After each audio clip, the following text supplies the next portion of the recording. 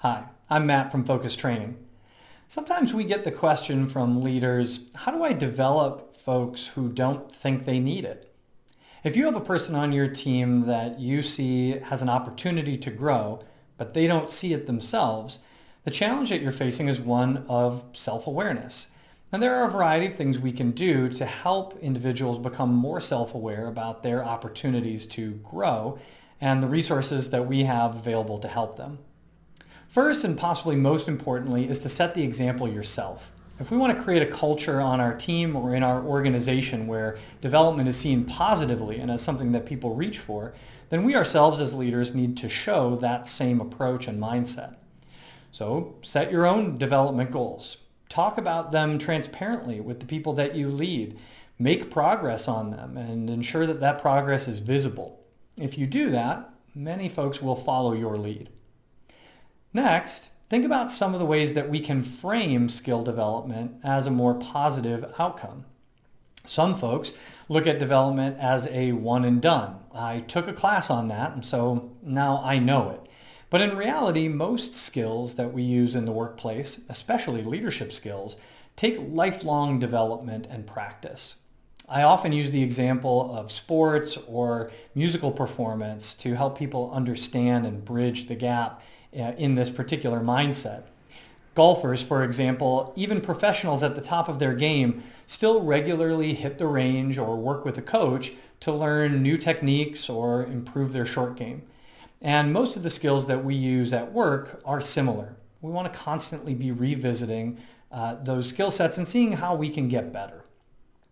Another barrier that some folks experience when they're thinking about development is that it's perceived as corrective or punitive rather than as an opportunity, a positive chance to grow. So think about how you are framing development opportunities for the people that you support.